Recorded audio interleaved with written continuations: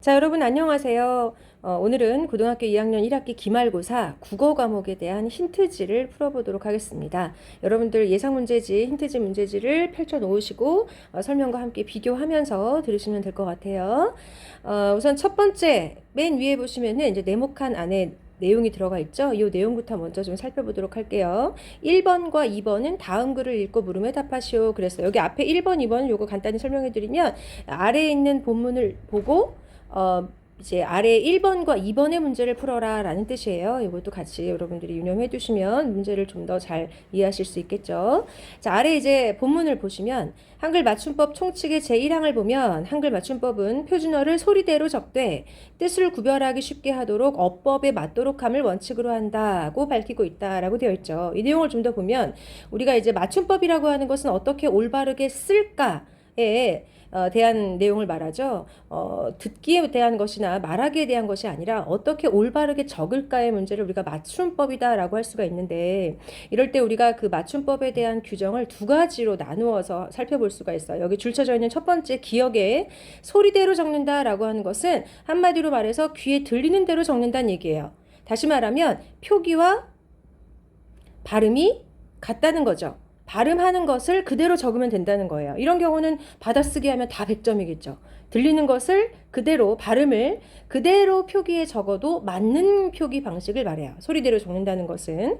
자, 그런데 모든 글자를 소리대로 적었을 경우에는 여러분들이 받아쓰기를 한다라고 예를 들었을 때에는 많이 틀릴 수가 있습니다. 그래서 우리말은 기본적으로는 소리 글자이기 때문에 소리 나는 대로 적는 것을 원칙으로 하지만 모든 글자를 소리대로 적지 않고 어법에 맞도록 한다라고 되어 있어요. 이 어법에 맞도록 한다라고 하는 것은 여러분들이 여태까지 배웠던 그 맞춤법에 대한 얘기겠죠. 이 어법에 맞다라고 하는 것은 결국 표기와 발음이 같지 않다라고 하는 뜻이기도 해요.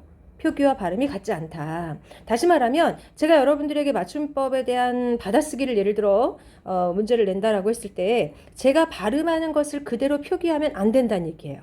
그래서 어법에 맞게 고쳐서 올바르게 적어야 된다라는 뜻이죠. 표기와 발음이 다르기 때문에. 무슨 말씀인지 아시겠죠? 그래서 이 두 가지 원칙에 따라서 우리말의 맞춤법은 적당하게 이제 적절하게 적을 수 있도록 규정이 되어 있습니다. 자, 그렇다면 이제 문제 1번으로 갈게요. 1번 다음 보기에서 아래 보기가 있죠, 여러분. 기억의 원칙에 따라 표기해도 되는 단어를 모두 고른 것은, 자, 기억의 원칙은 아까 뭐였었냐면 여러분 소리대로 적대 이거였거든요. 소리대로 적어라. 소리대로 적대라고 하는 건 무슨 뜻이라고 그랬어요, 아까? 발음과 표기가 같은 것이라고 그랬었죠.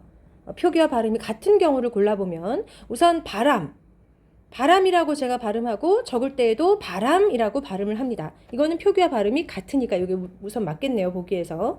자, 길이는 어때요, 여러분? 발음을 길이로 하죠, 길이. 자, 발음은 길이로 하고 적을 때에는 길이로 여러분들이 적으셔야 돼요. 이거는 그러니까 소리 나는 대로 적는 것이 아니라 어법에 맞게 소리 나는 대로 소리가 났던 것을 어법에 맞게 고쳐서 적은 경우를 뜻하겠죠. 드러나다 이건 어때요? 드러나다 표기와 발음이 같아요. 마치다 이건 발음 어떻게 하죠? 마치다로 발음을 하겠죠. 마치다. 그래서 이것도 제가 발음을 할 때는 마치다로 하지만 적을 때는 위에 있는 것과 같이 마히다로 어법에 맞게 고쳐 적어야 되는 글자입니다. 그 다음에 넘어지다의 경우에도 발음할 때는 어때요, 여러분? 넘어지다로 발음을 해요. 그쵸? 그래서 발음과 표기가 달라요. 자, 그러면 문제에서 소리 나는 대로 적은 것을 적어도 되는 그 원칙에 따라 표기된 것을 모두 골라라 그랬으면은 바람과 드러나다가 짝지어져 있는 몇 번이 답이겠어요? 그렇죠. 4번이 답이 되겠습니다. 자, 이 문제 이해 가시죠, 여러분?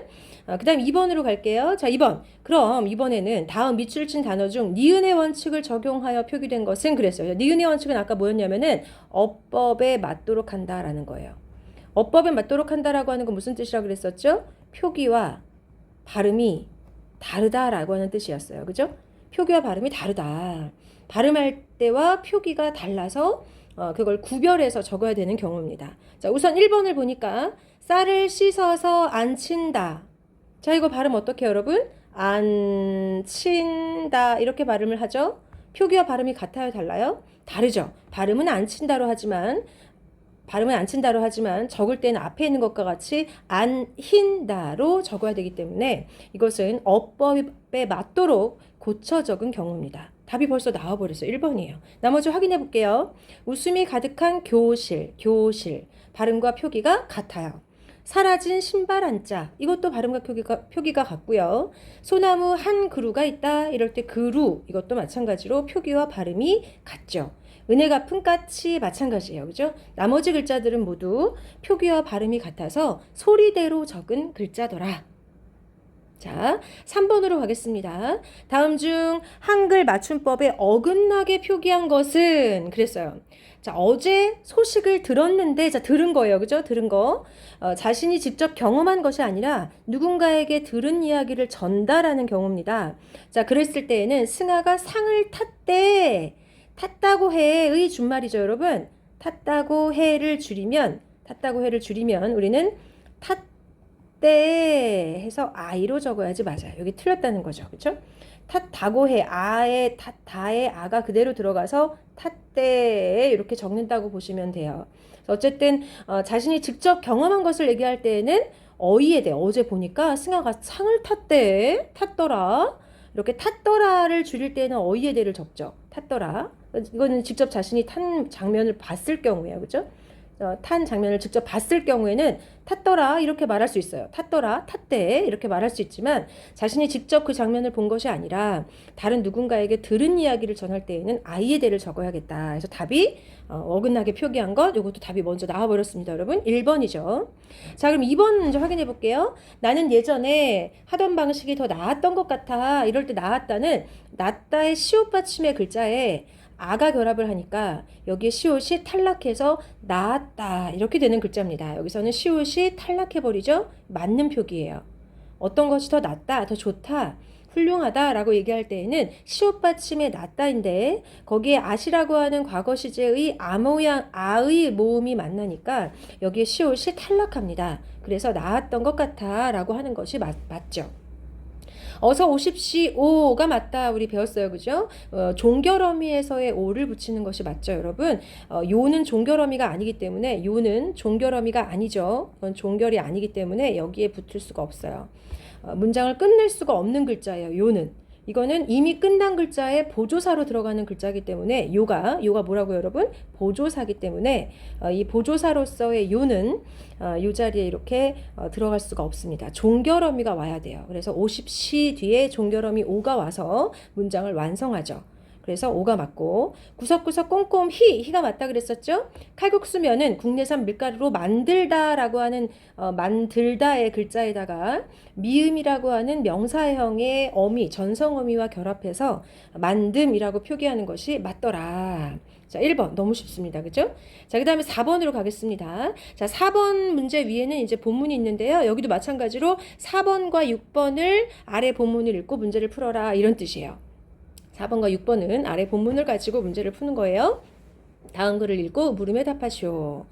합성어에서 앞말의 끝소리가 울림소리로 끝날 경우 뒷말의 첫소리가 된소리로 나거나 뒷말의 첫소리 니은미음 앞에서 니은소리가 덧나거나 뒷말의 첫소리 모음 앞에서 니은니은 소리가 덧나는 현상을 사이소리 현상이라고 한다. 아, 여기 지금 사이소리 현상을 설명하는 거구나 라는 걸 알 수가 있죠. 여러분, 우리 사이소리 현상 배우셨어요. 그죠? 자, 사이소리 현상은 첫 번째 조건이 뭐예요? 합성어여야만 해요. 합성어. 소리가 덧나기 이전에 우선 두 개의 글자가 합쳐지는 합성어여야 한다라는 게 첫 번째 조건이고 그 다음에 두 번째는 소리가 덧나는 게 있어야 돼요. 소리가 어때요? 덧나야 돼요. 소리가 덧난다는 것은 없던 자음과 같은 소리가 더 나는 거죠. 원래는 없었는데 자음의 개수가 더 많이 나는 거예요. 그럴 경우 소리가 덧난다라고 표현을 하는 거고요. 그 다음에 세 번째는 뭐예요? 고유어와의 합성어여야 돼요. 예를 들어 고유어와 고유어가 만나거나 또는 고유어와 한자어가 만나야만 합니다. 만약에 한자어와 한자어가 합성이 되는 경우는 아무리 소리가 덧나도 사이시옷을 적지 않아요. 사이시옷을 적지 않는다.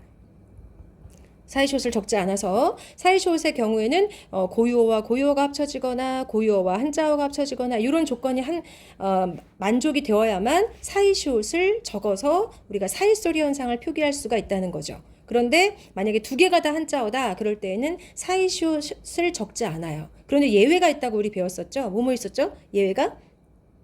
그렇죠. 곡간, 착간, 퇴간, 셋방, 숫자, 횟수 이렇게 예외적인 6개의 경우에만 한자와 한자가 결합되는 경우에 사이시옷을 적어서 사이소리 현상을 표기할 수 있다. 그러나 이걸 제외한 모든 사이소리 현상은 사이시옷을 한자와 한자어의 결합의 경우에 사이시옷을 적지 않는다라고 우리가 이제 정리했던 것이 바로 사이소리 현상에 대한 내용입니다. 이 세 가지 조건이 반드시 만족이 돼야 돼요. 두 개가 다 합성어여야 되고 소리가 덧나야 되고 그리고 고유어와 고유어 또는 고유어와 한자어가 합쳐져야 된다. 그런데 이럴 때 소리가 덧나는데요. 덧나는 소리가 우선 첫 번째는 된 소리로 덧나는 경우가 있어요. 된 소리. 된 소리로 덧나는 경우. 사이길 이런 것들 된 소리로 덧나겠죠? 전셋집 이런 것들 모두 된 소리가 덧나는 경우예요. 또는 뒷말의 첫 소리가 니은 미음으로 끝나거나 니은 소리 니은 미음 미음으로 끝날 경우에 그 뒤에 니은 소리가 덧나는 경우가 두 번째예요. 니은 소리가 덧나는 경우. 또는 뒷말의 첫 소리 모음, 그러니까 앞에가 받침이 없다는 얘기죠. 받침이 없는 모음 뒤에서 니은 소리가 덧나는 경우, 이렇게 세 가지라는 거죠. 소리가 덧나는데 덧나는 경우는 첫 번째는 된 소리가 덧나거나 두 번째는 니은 소리가 덧나거나 세 번째는 니은 소리가 덧난다. 이렇게 되는 경우가 바로 우리가 사이소리 현상이다라고 봅니다.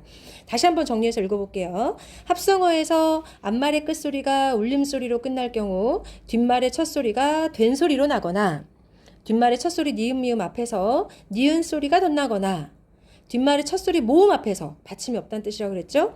니은 소리가 덧나는 현상을 사이소리 현상이라고 한다. 받침이 없고 모음 앞이라고 하는 건 받침이 없고 뒷말의 첫 소리에도 자음이 없다는 뜻이에요. 앞에도 이제 그런 이제 앞에나 뒤에나 모두 이제 모음으로 끝나고 뒤에는 마찬가지로 이제 자음이 없는 그런 경우에 니은 소리가 덧난다. 자, 이것을 우리가 사이소리 현상이라고 한다. 사이시옷은 사이소리 현상이 나타났을 때 쓰는 시옷의 이름이다. 자, 이 시옷을 그냥 우리가 시옷이라고 하지 않고 뭐라고 부른대요? 사이시옷이라고 부른대요. 사이시옷.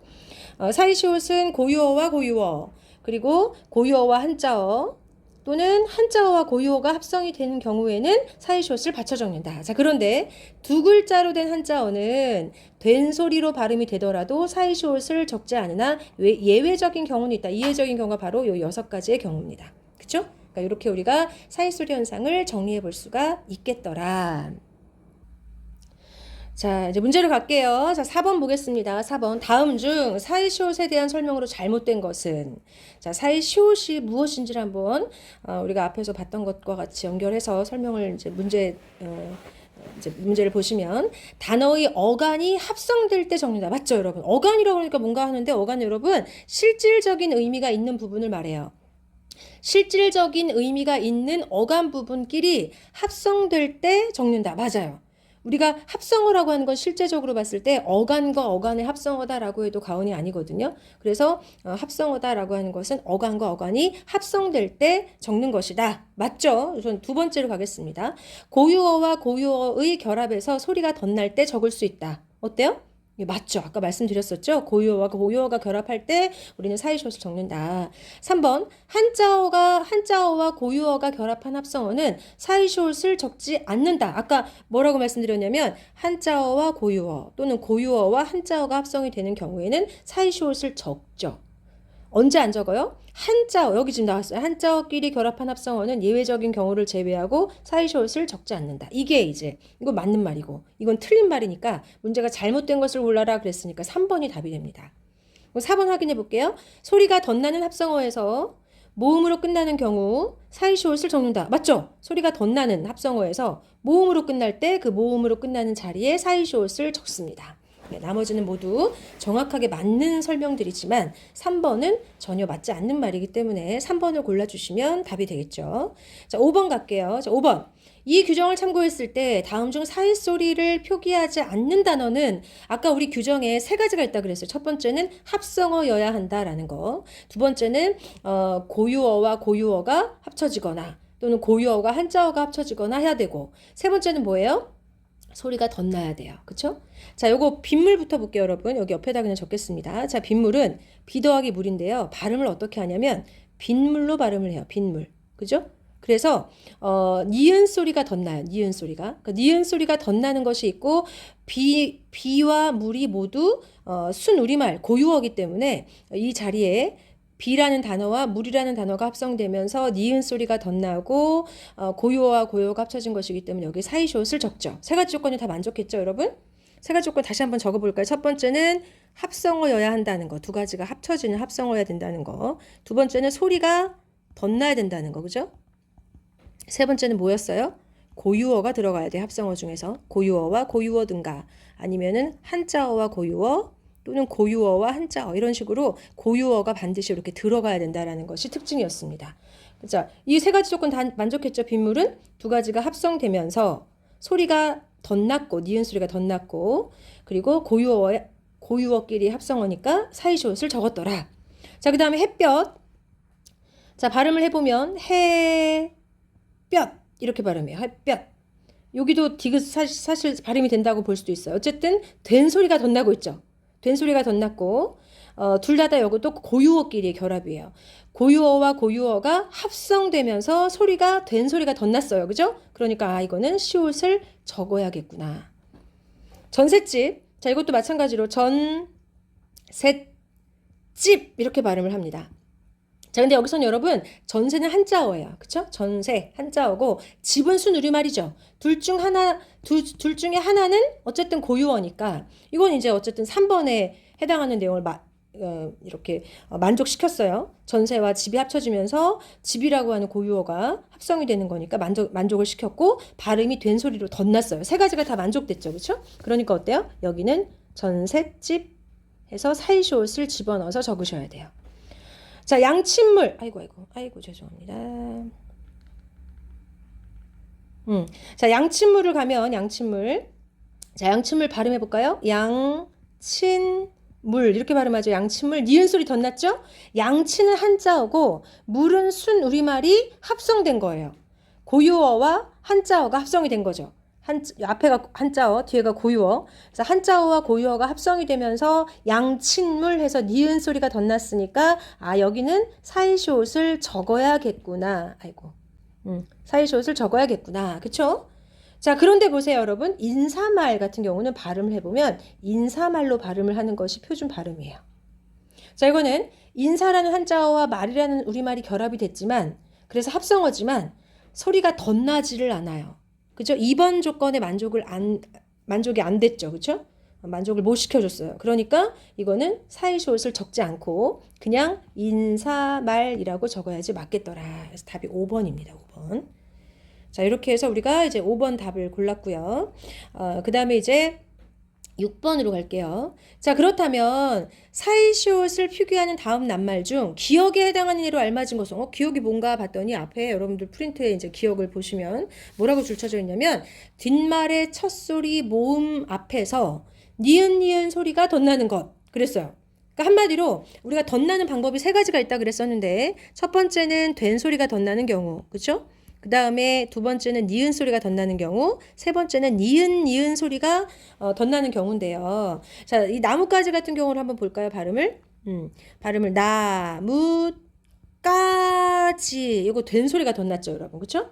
나뭇가지 할 때 디귿은 발음 안 적어도 괜찮아요. 나뭇가지 이렇게 적어도 되고 디귿을 적어도 되는데 어쨌든 까지라고 하는 된 소리가 덧난 경우입니다. 이거는 해당이 안 되네요. 지금 우리는 기억에 해당하는 건 뭐냐면 니은 소리가 덧나는 경우를 찾아야 됩니다. 그죠? 자, 뱃사공 발음 볼게요. 발음해 보세요. 뱃사공. 이거 된 소리가 덧난 경우죠? 이것도 답이 안 돼요. 그쵸? 자, 그 다음에 훈일. 자, 훈일의 원래 글자가 뭔가 봤더니 이거는 후 더하기 일이에요. 후 더하기 1. 그쵸? 후 더하기 1. 모음으로 끝나고 그 다음에 첫 소리가 모음이에요. 여기 앞에도 모음, 뒤에도 모음이어서 받침이 자음이 하나도 없죠. 그랬는데 갑자기 발음할 때 보면 훈일 이렇게 발음을 합니다. 훈일. 그죠? 앞에 여기도 없었고 앞에 받침에도 후 밑에도 없었고 일에도요 동그라미 아무것도 없다는 뜻이죠 여러분. 아무것도 없는 이 이응 자리에 니은이 덧났어요. 그래서 여기는 니은과 니은이 덧났구나. 니은 소리가 덧났구나. 답이 그래서 3번이에요 여러분. 훈일 그래서 니은 소리가 덧났어요. 그럼 다른 거 한번 확인해 볼게요. 아래목 아래 더하기 목이죠. 아래 더하기 목인데 발음을 어떻게 해요? 아랫목 이렇게 해요. 그래서 보면은 앞에 받침에 아무것도 없었는데 니은 소리가 덧났어요. 니은 소리가 그쵸? 니은 소리 덧나서 여기 사이시옷을 적은 거예요. 여기는 니은 소리만 덧났습니다. 훗날 같은 경우도 보시면 원래 후 더하기 날인데 발음 어떻게 하죠? 훗날로 하죠. 더 생긴 게 뭐밖에 없어요? 받침에 니은만 더 생겼어요. 이것만. 뒤에 있는 니은은 원래 있었어요. 뒤에 있는 니은은 원래 있는 거기 때문에 덧난 게 아니에요. 그러니까 이것도 니은만 덧난 거예요. 그래서 첫 번째 1번은 된 소리가 덧나고 2번은 마찬가지로 된 소리가 덧났고 4번과 5번은 모두 니은 소리가 덧났는데 3번만 니은 소리가 덧났구나. 이렇게 해서 답이 3번이 되겠다라고 이해하시면 되겠습니다. 자, 그 다음에 이제 7번으로 갈게요. 7번. 자, 7번. 잠시만요. 자, 7번. 다음 문장에서 띄어쓰기가 틀린 것은 그랬어요. 자, 띄어쓰기에 대한 문제 우리가 이제 4단원에서 배웠었는데 그가 이곳을 떠난 지 일주일이 되었다. 자, 이럴 때 여러분 이거는 이거 대명사니까 붙여 적어야 되는 거 맞거든요. 그 다음에 요 지는 의존명사죠. 요게 의존명사. 자, 의존명사는 어떻게 한다? 띄어쓴다. 맞네요?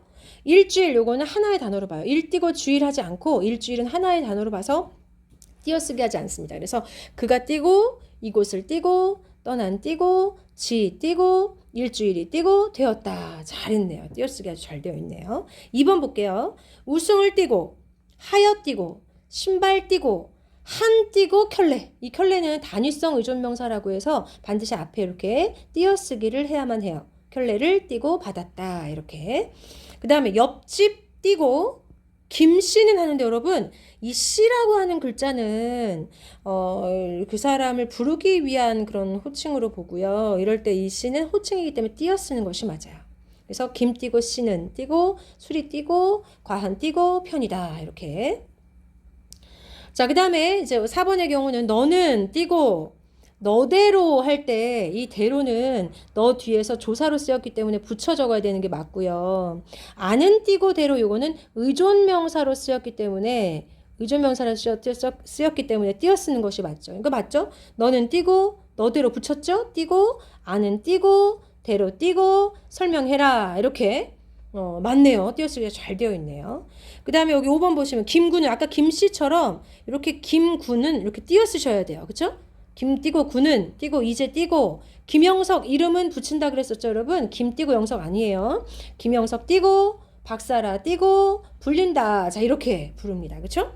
다 맞았는데 아까 3번이 틀렸었죠 여러분. 김씨 이 부분이 띄었어야 되는데 붙였었기 때문에 잘못되었다. 틀린 것을 골라주는 거니까 3번이 답이다. 이렇게 보시면 되겠습니다. 자, 그 다음 이제 8번으로 갈 거예요. 다음 중 만의 띄어쓰기가 잘못된 것은 그랬는데요. 이 만은 이제 뭐 여러 가지의 뜻이 있을 수 있죠. 보조 형용사로도 쓰이고, 조사로도 쓰이고, 의존명사로도 쓰이는데, 보통 이제 우리가 의존명사로서의 만은, 의존명사로 쓰이는 만은, 기간, 어떤 기간, 또는 동안, 이런 의미를 지니고 있어요. 기간이나 동안. 그 다음에 조사로 쓰이는 만은, 단독, 뿐, 단독의 뿐과 같은 비슷한 뜻으로 보시면 돼요. 너뿐이야. 너만 그래. 너만 좋아. 뭐 이런 식으로 얘기할 때 단독, 한정 뭐 이런 의미일 경우에만 우리가 이제 조사다 이렇게 의미상으로 구별을 하셔야 됩니다. 그리고 우리가 띄어쓰기는 조사는 어떻게 한다고 배웠어요? 앞에 있는 말에 붙이고 의존명사는 어떻게 한다고 배웠어요? 앞에 있는 말에 띄어 쓰셔야 돼요. 그렇죠? 그러니까 의존명사인 기간이나 동안의 의미로 쓰였다면 띄어 써야 되는 거고 단독 너뿐이야 라는 의미로 쓰였다면 붙여 적으셔야 된다는 뜻이 되는 거죠. 그렇죠? 자 볼게요. 1번부터 도착한 지 이거는 이제 의존명사니까 띄어쓰고 지 띄고 두 띄고 시간 만에 이렇게 되어 있는데 여러분 요 만에 이 만이라고 하는 글자 여기 들어가 있는데 도착한 지 2시간 만에 떠났다 이럴 때 이 만은 단독의 뜻인가요? 도착한 지 2시간 뿐의 뜻인가요? 2시간 뿐으로 바꿨을 때 가능한가요? 아니죠. 그렇죠? 뿐이라는 말을 넣었을 때 그 말하고 뜻이 거의 같다. 이렇게 보시면 이제 이게 조사의 뜻이라고 보시면 되는데 여기에는 뿐을 넣으면 자연스럽지가 않아요. 이거는 도착한 지 2시간 동안에 2시간의 기간이 지나고 난 후에 떠났다라고 해서 이거는 기간의 뜻을 가지고 있는데 여기 지금 붙였으니까 틀렸네요. 띄웠어야 되네요. 그죠? 나머지 확인해 볼게요. 그때 띄고 이후 띄고 3 띄고 년 띄고 만이다. 여기 만이 띄었었죠, 여러분? 이 만은 3년의 기간 만에 만난 거예요. 그때 이후 3년이 지났어요. 그 3년의 기간이 지난 거죠. 이것도 기간의 뜻이죠. 그렇죠?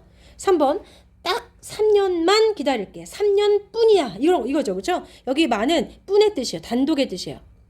나는 3년뿐이 못 기다려. 3년만 기다릴 거야. 이건 단독의 뜻이에요. 이건 조사니까 어때요? 붙여 적은 게 맞죠? 그죠? 조사니까. 그가 사흘 만에 돌아왔다. 이것도 사흘 띄었었는데 사흘의 기간이 지난 후에 돌아온 거죠. 사흘의 기간을 지금 만이라고 표현을 한 거기 때문에 이것도 의존명사로 쓰였고 띄어쓴 것이 맞아요.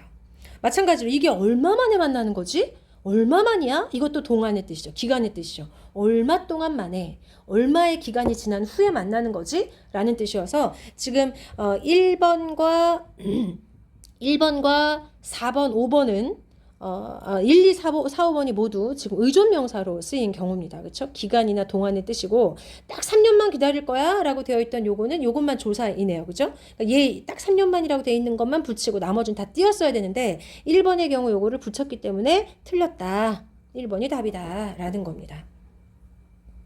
자, 답을 찾았고요. 그 다음 이제 9번으로 갈게요. 표준어와 지역방언의 관계를 바르게 서술한 것은, 자, 올바르게 서술한 것은 읽어볼게요. 1번. 원활한 소통을 위해 항상 표준어를 사용해야 한다. 그런가요? 원활한 소통을 위해서 항상? 자, 항상이라는 말이 다 들어오면 항상 위험합니다. 그렇죠? 항상이라는 말이 들어가 있을 경우에는 대부분의 경우에 오답이에요. 원활한 소통을 위해서 우리는 상황에 따라서 표준어를 사용할 수 있고 그렇지 않을 경우도 있어요. 항상 사용해야만 하는 것은 아니죠. 이게 틀린 말. 표준어에 비해 지역방언은 교양이 없으므로 사용을 자제해야 한다. 물론 표준어를 정의할 때 표준어란 교양 있는 사람들이 두루 쓰는 현대의 서울말로 정말 원칙으로 한다라고는 되어 있지만 그렇다고 해서 지역방언 자체가 교양이 없다. 그리고 사용을 그러니까 쓰지 말아야 한다라는 뜻은 아니에요. 서울말 중에서 교양 없는 것은 표준어가 아니다라는 뜻으로 해석하시는 것이 맞겠습니다. 그래서 이것도 틀린 말이죠.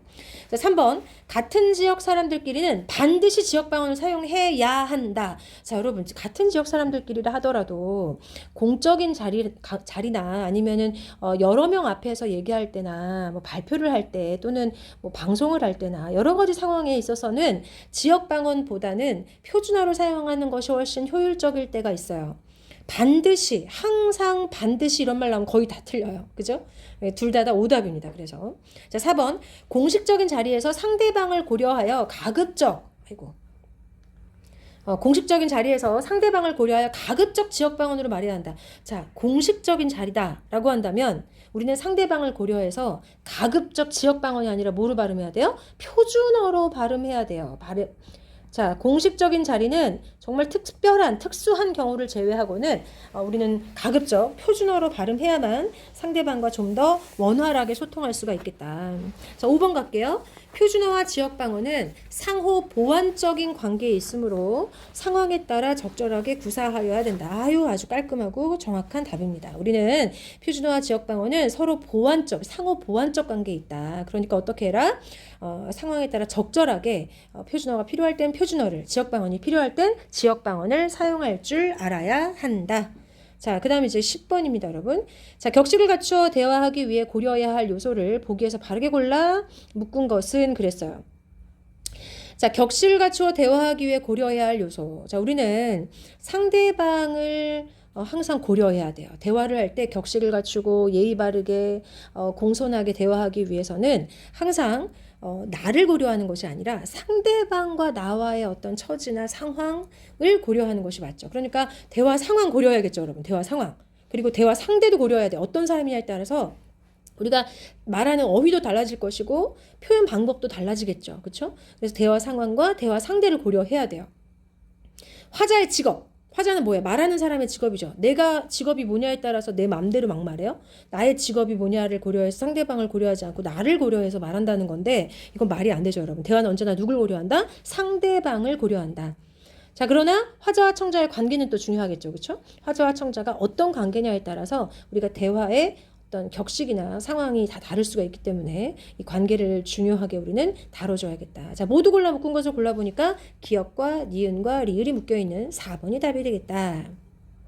자, 11번 가겠습니다. 보기의 상황에서 필요한 말하기 방법으로 알맞은 것은 그랬어요. 너무 쉽죠. 상황은 낮에 친구의 손목시계를 실수로 떨어뜨려서 시계 유리가 깨졌어요. 이거 어떻게 해야 돼요? 그렇죠. 사과해야죠. 그렇죠? 사과. 정말 진심 어린 진정성 있는 사과를 해라. 그렇게 말씀을 제가 수업 시간에 강조를 했었어요. 그죠? 어떤 사과? 진정성 있는 사과를 해라. 건성으로 하는 사과는 안 하는 이만 못하죠. 진정성 있는 사과를 해라. 자, 12번 가겠습니다. 12번. 높임 표현. 자, 우리가 높임 표현 여러분 잘 배우셨죠? 높임 표현에 뭐가 있어요? 주체 높임, 객체 높임, 상대 높임이 있다. 자, 적절하지 않은 것을 골라라 그랬습니다. 1번. 높임 표현은 사회적 지위, 나이 등을 고려해야 한다. 맞죠? 나이에 따라서 상대방과 나와의 어떤 사회적 지위의 차이에 따라서 높임 표현이 달라질 수 있습니다. 자, 객체 높임이라고 하는 것은 뭘 높이는 거였죠, 여러분? 문장에서의 객체, 다시 말하면 문장에서의 어떤 그 문장에서의 객체니까 대체로 목적어 또는 뭐예요? 부사어. 이런 것들을 높이는 것을 객체 높임이라고 합니다. 객체 높임 표현은 화자와 청자의 관계에 따라 상대방을 높이는 방법이다. 자, 여러분 이거는요. 화자는 말하는 사람이고 청자는 듣는 사람인데 말하는 사람과 듣는 사람의 관계는 크게 상관이 없어요. 문장 안에서의 객체를 고려하죠. 예를 들어서 동생한테 누구야? 할아버지께 물을 갖다 드려라. 이렇게 말할 때 화자는 나고 상대방은 누구예요? 동생이겠죠? 동생이고 이럴 때 높임의 대상은 동생인가요? 아니죠. 화자와 청자는 높임의 대상이 아니고 누가 돼요? 할아버지께 라고 해서 목적, 부사어겠죠. 여기서는 부사어가 그 문장의 높임의 대상이기 때문에 듣는 상대방을 높이는 것이 아닙니다. 이건 뭐에 대한 설명이에요? 이거는 상대 높임에 대한 설명이에요. 자, 주체 높임 표현은 문장의 주어, 즉 서술의 주체를 높인다. 맞죠? 상대 높임 표현은 화자가 말하는 사람이에요. 청자를 듣는 사람을 높이거나 낮추어 말한다. 맞죠? 상대방이 나보다 높은 사람이냐 낮은 사람이냐에 따라서 해라체, 하십시오체와 같이 우리가 말투의 그 종결 표현이 달라진다 그랬어요. 5번 상대 높임은 주로 종결 어미에 의해 실현된다. 우리가 이미 얘기했던 내용이죠. 종결 어미에 의해서 하십시오체, 하오체, 하게체, 해라체 뭐 이런 것들을 우리가 나타내면서 상대방에 따라서 높임을 달리할 수 있다. 답이 그래서 틀린 거 뭐예요? 2번입니다. 2번. 자, 13번 다음 중 높임 표현의 종류가 다른 것은 그랬어요. 자, 우리 높임 표현의 종류 방금 전에 말씀드렸었는데 뭐 있었죠? 주체 높임, 객체 높임, 상대 높임. 자, 볼게요. 할머니께서 방으로 들어가신다. 자, 여기서는 누굴 높여요? 할머니를 높여요. 할머니가 이 문장에 뭐가 돼요? 주어예요. 자, 문장의 주어인 할머니를 높이기 위해서 깨서를 썼고요. 방에 들어간다 이렇게 하지 않고 가신다 그랬죠? 이렇게 문장의 주어를 높여주기 위해서 깨서와 시를 나타내는 표현을 우리가 주체 높임이다 라고 말합니다. 주체 높임. 문장의 주어를 높인다라는 뜻이죠.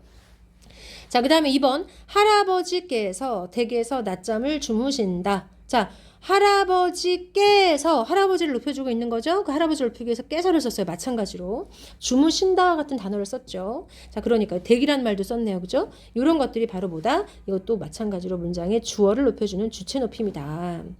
자, 오늘 할머니를 모시고 지하철역에 갔다. 여기는 생략되어 있지만 나는이겠죠. 나는. 그쵸? 나라는 주어가 지금 생략되어 있어요. 나는. 나는 높임의 대상이 아니죠.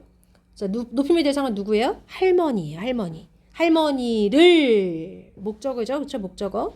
모시고는 데리고의 높임이죠.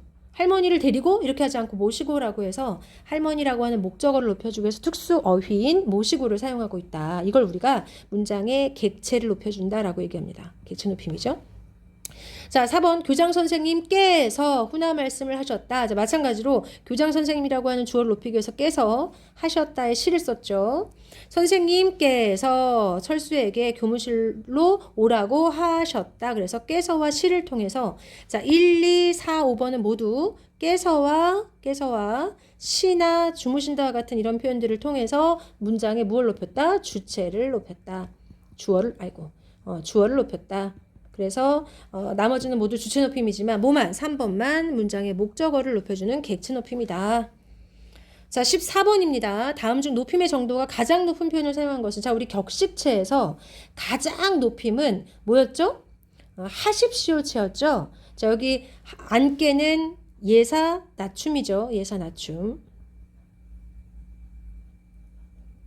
그 다음에 앉아라는 아주 낮춤이죠. 아주 낮춤. 그 다음에 앉으시오 이거는 예사 높임이에요. 그 다음에 앉으십시오는 아주 높음이죠. 아주 높임. 앉아 이거는 해체예요. 해체. 두루 낮춤이죠. 두루 낮춤. 두루 낮춤. 이거는 이제 비격식인 자리에서 쓰는 말이죠. 자, 여기서 가장 높임의 표현을 사용한 것은 당연히 몇 번이겠습니까? 4번이겠습니다. 아주 높임. 앉으십시오. 자, 15번. 다음 중 밑줄 친 get의 의미로 알맞지 않은 것은 그랬는데 자, 우리는 get을 우리가 미래 시제라고 알고 있죠, 여러분. 자, 미래 시제는 과거, 현재 시제와 함께 우리가 시제 표현에서 쓰이는 글자인데요. 시제 표현은 보통 우리가 발화시, 말하는 시점. 발화가 뭐예요? 말하는 거죠. 그 다음에 사건시, 이건 사건이 일어나는 시점이죠. 발화시와 사건시에 따라서 우리가 이제 과거와 현재를 말할 수가 있습니다. 자, 발화와 현재가 발화와 사건이 같이 일어나는 것을 우리가 뭐라고 불러요? 이걸 현재라고 불러요. 말하는 것과 사건이 일어나는 것이 일치하는 거죠. 내가 지금 사건이 일어나는 이 순간에 그 일을 말하는 거예요. 그러면 현재 시제예요. 그죠? 자, 그런데 사건이 먼저 일어나고 나중에서야 발화를 해요. 그러니까 사건이 먼저 일어났다는 얘기는 이전 시간에 어떤 사건이 일어나고 그것에 대해서 말하는 시점은 나중에 있었다는 얘기니까 이건 뭐겠어요, 여러분? 과거가 되겠죠, 과거. 자, 그런가 하면 말을 먼저 하고 말하는 시점이 먼저 오고 그 다음에 사건이 일어나요. 이건 뭐겠어요? 이거는 미래가 되겠죠, 미래. 그래서 우리가 지워져 버렸네요. 어쨌든 그래서 이제 우리가 말하는 시점과 사건이 일어나는 시점에 따라서 과거, 현재, 미래를 나눠볼 수가 있고 그 중에서 get은 우리가 이제 미래 시제를 나타낸다라고 말하지만 이 get의 쓰임이 많은 학자들은 이거 과연 이게 미래 시제인가라고 의문을 제기하는 학자들이 굉장히 많이 있죠. 그래서 이 get은 미래 시제가 아니다. 오히려 의지, 추측, 가능성 뭐 이런 것들을 나타내는데 훨씬 더 효율적이고 이 get 자체가 미래 시제를 나타낸다고 볼 수는 없다라고 말하는 사람들도 있습니다. 자, 그래서 우리가 그런 의미에 대해서 get의 의미에 대해서 한번 이제 알아보면 1, 2, 3, 4, 5번 중에서 잘 맞지 않은 것을 한번 골라보래요. 잘 맞지 않은 것. 자, 볼게요. 그런 것은 삼척동자도 알겠다. 삼척동자도 알겠다 라고 하는 건 뭐예요? 삼척동자도 알 능력이 있다라는 거죠. 능력과 가능성, 의지 아니에요. 이거 여기 틀렸죠, 여러분? 능력 또는 가능성을 뜻하는 말이에요. 삼척동자도 알 수 있을 만큼 이건 그 정도의 능력이 있다라는 거죠. 삼척동자도 알 수 있다, 알겠다, 알 수 있다라는 뜻으로 의지보다는 능력과 가능성을 뜻하고요. 그 다음에 2번, 지금쯤이면 그가 역에 도착했겠다. 아마도 그가 역에 도착했겠네. 이건 추측이죠, 여러분. 추측. 그죠? 여기는 이제 과거 시제와 미래 시제 같이 쓰였다고 볼 수 있는 좀 희한한 문장인데 이미 이제 여기 햇은 완료의 뜻을 나타내고 이 get은 추측의 뜻을 나타내서 아마 지금쯤이면 그 역에 이미 도착 완료하고 있을 거야 라고 하는 어떤 그런 추측의 뜻을 나타내고 있다. get이. 맞죠? 그 일을 혼자 다 할 수 있겠어? 할 수 있겠어? 너가 할 수 있는 능력이 돼? 그래서 마찬가지로 이것도 능력과 가능성을 뜻해요. 맞아요. 이번 수행평가 발표는 제가 하겠습니다. 제가 할 수 있습니다. 제가 하겠습니다. 이거 의지예요. 맞죠? 지금쯤 아마도 택배가 집에 도착했겠다. 이것도 추측 맞죠, 그죠? 나머지는 모두 맞지만 1번만 get의 의미가 잘못되었다라고 볼 수가 있겠습니다. 1번 답이고요. 자, 그 다음에 16번으로 갈게요. 다음 중 능동 표현을 피동 표현으로 바꾼 문장으로 적절하지 않은 것은, 자, 능동 표현은 주어가 그 동작을 직접 할 때 우리가 능동이라고 부릅니다. 능동 표현이라고 하는 것은 주어가 그 문장을, 그 행동을, 동작을 직접 하는 것을 능동이라고 해요.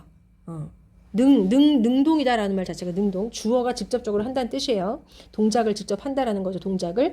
피동은 뭐예요? 피자는 당한다는 뜻이거든요. 그 동작을 하는 게 아니라 그 동작을 당한다는 뜻이에요. 그래서 능동 표현을 피동 표현을 바꾸기 위해서는 우리가 보통 이, 히, 리, 기와 같은 전미사 또는 뭐뭐 하게 되다 또는 뭐뭐 헤어지다 뭐 되어지다 이런 식의 지다와 같은 말을 써서 요런 표현이 우리가 피동을 만드는 그런 표현이다라고 볼 수가 있는 경우입니다. 피동 표현. 아이고. 다시 보면 다시 정리해드리면 피동 표현은 이거 뭐냐. 자, 능동 표현이라고 하는 것은 다시 말씀드리면은 동작을 주어가 직접 하는 거라고 그랬죠? 피동은 뭐예요? 당하는 거예요, 피가. 그래서 피동 표현을, 능동 표현을 피동 표현을 바꿀 때는 우리가 이, 히, 리, 기라는 전미사 또는 뭐뭐 하게 되다 또는 뭐뭐 되어 어지다 뭐 이런 말들이 능동을 피동으로 바꿀 수 있다 그랬어요. 자, 그런데 이제 잘못된 것을 고르랍니다. 이거 교과서에 우리가 이제 그대로 있는 것을 이제 문제로 낸 건데요. 교과서에 있는 내용 그대로인데, 눈이 세상을 덮었다. 이렇게 되어 있죠. 눈이 세상을 덮었다. 자, 이거를 지금 피동으로 바꾼다면 세상이 눈으로 덮음을 당한 거죠. 그렇죠? 근데 여기에는 덮다라고 하는 말에다가 이가 결합이 되어야 돼요. 덮이 었다가 줄어들어서 뭐가 돼요? 그러니까 혀가 아니라 엿이 돼야 돼요. 덮이었다, 덮였다. 눈이 세상을 덮은 거죠. 여기선 주어가 세상을 덮는 능동적인 동작을 했지만 이 목적어를 주어로 바꿔서 세상이 눈으로 덮음을 당한 거니까 덮이었다라고 해서 덮였다로 고쳐야만 맞겠다. 1번이 답이네요. 그죠? 자, 그 다음에 모기가 아이를 물었다. 자, 모기가라고 하는 주어 입장에서 무는 동작을 직접 한 거죠. 그렇죠? 그럴 때 아이를 주어로 만들어서 아이가로 바꾸면 아이의 입장에서는 물음을 당해요. 그래서 여기에는 리가 붙어서 물렸다. 모기에게 물렸다. 그래서 아이가 무는 동작을 당했다라는 말로 리라고 하는 전미사를 붙여서 물렸다라고 표현을 합니다.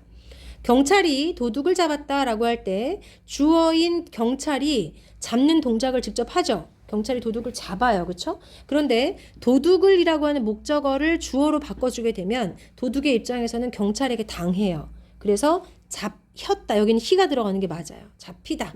잡다라는 말이 히가 들어가서 잡음을 당하다라고 하는 피동 표현이 됩니다. 그 다음에 그는 새로운 사실을 밝혔다. 마찬가지로 그의 입장에서는 스스로 밝힌 거죠. 그렇죠? 그 사실을 그가 직접 밝히는 동작을 했는데 이거를 새로운 사실을 이라고 하는 목적어를 주어로 바꾸게 되면 새로운 사실이 그에 의해서 밝혀졌다. 그래서 여기 어지다. 여기 아까 어지다라고 하는 말이 피동표현을 만든다 그랬었죠. 밝혀졌다라고 해서 이제 피동의 형태를 만들어낼 수 있다. 농장에서 소를 사육한다. 자, 농장이라고 하는 단체가 주어가 됐습니다. 소를 사육하는 동작을 직접 해요. 그러면 소를이라고 하는 걸 주어로 만들어서 소가가 되죠. 그럼 소가 농장에서 사육된다라고 하는 되다. 아까 되다라는 말도 피동을 만들 수 있다고 그랬었죠. 소가 농장에서 사육되다, 사육당하다라고 하는 말로 우리가 이제 피동 표현을 만들 수가 있더라. 이렇게 정리해 볼 수가 있겠습니다. 자, 그 다음에 이제 그래서 답이 몇 번이 돼요, 여러분? 나머지는 모두 정확하게 잘 피동 표현을 바꿨는데 1번의 경우에만 피동 표현이 잘못됐죠. 이가 쓰여야 될 것이 덮였다라고 해서 히가 쓰였기 때문에 잘못되었다. 자, 그 다음에 이제 마지막 문제 이제 17번이죠, 여러분. 아이고. 자, 17번. 다음 중 능동 표현이 아닌 것은 그랬습니다. 자, 능동 표현은 아까 말씀드렸던 것처럼 주어가 직접 동작을 하는 거죠. 할머니가 손자를 안았다. 자, 할머니가 안는 동작을 직접 했어요. 맞죠? 사냥꾼이 잡았다. 자, 사냥꾼이 잡는 동작을 직접 한 거고, 그를 최고의 가수로 뽑았다. 자, 여기는 지금 주어가 생략되어 있어요. 무슨 뭐 어디 뭐 가요 톱10에서 뭐 이렇게 말할 수 있겠죠. 뭐 저는 요즘에 뭘 하는지 모르겠지만 옛날에는 뭐 가수왕 대회에서 뭐 이런 식으로 이제 주어가 여기 생략되어 있는데 거기에서 뽑았어요. 이제 능동적인 표현이에요. 그죠? 자, 그들이 나뭇가지를 꺾었다. 자, 그들이 꺾는 동작을 직접 했어요. 모두 능동적인 표현인데 한류 열풍이 가속화되고 있다. 자, 되는 것은 당하는 거예요. 한류 열풍이 가속화를 스스로 하는 게 아니라 한류 열풍은 누군가에 의해서 가속화되어 가고 있어요. 그렇죠? 되다라는 말은 피동의 의미가 있다는 거죠. 남들에게 되어지는, 당하는 그런 의미로 가속화되다라는 피동 표현이 5번에 있다라는 겁니다. 그래서 우리가 17번에 5번까지 봤습니다, 여러분. 자, 이렇게 해서 이제 우리가 힌트지 문제는 다 봤고요. 주관식에 대한 힌트를 조금 드리면 주관식 힌트. 우선 제가 주관식 힌트 세 문제를 모두 알려드리도록 하겠습니다.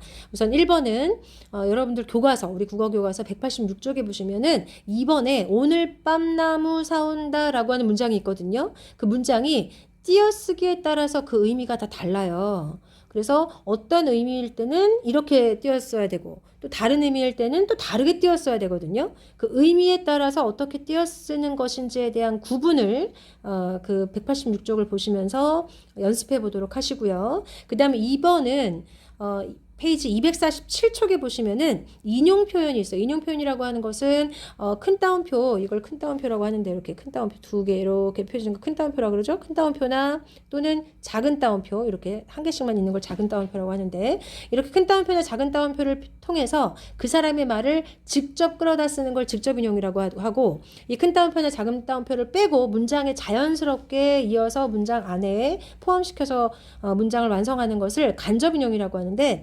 247쪽에 보시면은 직접 인용을 간접 인용으로 바꾸는 문장이 4개가 있어요. 그 4개 중에 하나가 시험 문제가 되겠습니다. 그래서 그 4개를 모두 여러분들이 직접 인용을 간접 인용으로 바꿀 때 어떻게 바꿔야 되는지를 이제 여러분들이 익숙하게 자꾸만 보시면서 연습을 꼭 해보시도록 하고요. 그 다음에 3번은 정중어법인데요. 여러분들 교과서로 본다면은 페이지 231쪽에 있었고요. 그 다음에 프린트가 아마 나갔을 거예요. 공손성의 원리에 대해서. 협력의 원리랑 공손성의 원리에 대한 내용이 프린트로 있었을 건데 협력의 원리는 참고로 보시고요. 공손성의 원리를 중점적으로 보시기 바랍니다. 공손성의 원리는 보면은 뭐 요령의 경률이라거나 요령의 경률, 그 다음에 관용의 경률, 그 다음에 뭐 칭찬의 경률, 그 다음에 겸양의 경률, 마지막이 동의의 경률 이런 게 있었죠.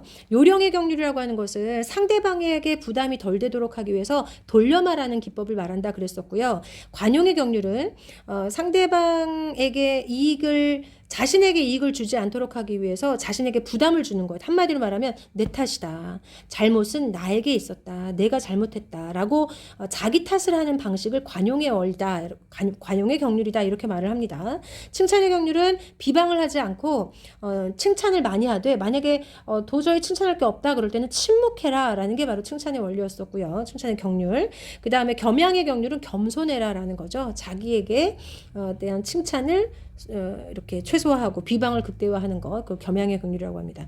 동의의 경률은 상대방과의 의견 차이를 최소화하기 위해서 뭐 이럴 땐 동의 경률은 사실 다양한 그런 것들을 이제 적용해야 되겠죠. 상대방을 먼저 칭찬하고 상대방에게 돌려서 말하면서 서로의 의견의 합치점을 찾아가서 최종적으로 서로 협력하는, 그러니까 내용을 어떤 하나의 내용으로 모으는 그런 대화의 방법이 바로 동의의 경률이다라고 볼 수 있는 거예요. 프린트해 보시면 다 나오니까 그 프린트에 있는 내용을 바탕으로 해서 이 요령용의 경률, 관용의 경률, 칭찬의 경률, 겸양의 경률, 동의의 경률에 대한 내용을 설명하실 수 있으면 좋을 것 같아요. 뭐 아주 구체적으로 자세하게는 아니더라도 간단하게라도 그 상황을 설명하고 어떤 뜻인지를 설명할 수 있다면, 문장으로 설명할 수 있다면 가능하실 것 같습니다. 3번의 경우는 뭐 크게 어렵지 않게 오히려 잘 쓰실 수 있을 것 같아요. 그 프린트를 참고하시기 바랍니다. 자, 오늘 이렇게 해서 모든 여러분들의 기말고사 시험 문제에 대한 힌트를 드렸고요. 안 가르쳐 드리는 문제가 세 문제는 있는데 그런 거는 크게 어렵지 않게 여러분들이 조금만 열심히 하셨다면 문제를 수월하게 푸실 수 있을 거라고 생각이 됩니다. 여러분 지금 다들 각자의 처소에서 계시겠지만 건강하게 아주 이렇게 활기차고 밝은 모습으로 다음 주에 뵙도록 하겠습니다. 자, 수고하셨습니다.